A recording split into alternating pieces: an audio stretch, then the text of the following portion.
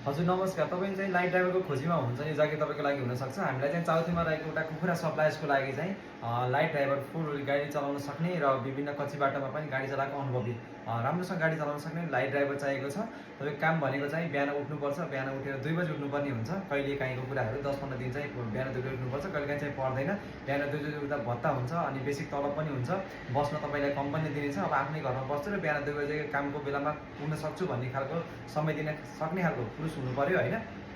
त्यो टाइपको अब चाउथी आसपासमा बस्ने खालको पुरुष कोही हुनुहुन्छ, लाइट ड्राइभरको खोजीमा हुनुहुन्छ भने तुरुन्त सम्पर्क गर्नु होला। हामीलाई एकदमै आवश्यकता रहेको छ। 4 व्हिल गाडी चलाउनुपर्छ, कच्ची बाटोमा पनि राम्रोसँग गाडीको बारेमा हल्का केही सामान्य बिग्रिरहे पनि केही कुरा बिग्रेको छ भने जानकारी दिन सक्ने खालको त्यस्तो खालको नलेज भएको पुरुष हुनुहुन्छ भने तुरुन्त सम्पर्क गर्नु होला। हामीलाई एकदमै आवश्यकता रहेको छ र यसको लागि तपाईँहरू हाम्रो कार्यालयमा आएर बुझ्न सक्नुहुन्छ। हाम्रो कार्यालयको कुरा गर्नुपर्दा जालपा रोडमा रहेको छ पोखरा सभागृह, तलबाट देब्रे साइड, स्टेट नम्बर 11 भित्रतिर आउनुहोस्। यदि पोखरा महानगरपालिकातिर आउनुहुन्छ भने माथि आउनु दाहिने साइड, स्टेट नम्बर 11 नि भित्रतिर आउनुपर्छ। जालपा रोड होमल्यान्ड लेखेको बिल्डिङमा हाम्रो कार्यालय रहेको छ।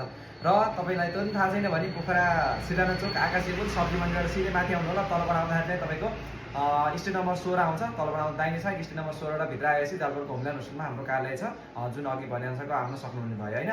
र यो बाहेक अन्य जागिरहरू खोज्न र बुझ्न चाहनुहुन्छ भने तपाईँहरू हाम्रो वेबसाइट pokharajob.com.np वेबसाइट रहेको छ, जुन डिस्प्लेमा देखिरहनु भएको छ, त्यसबाट पनि आउन सक्नुहुन्छ।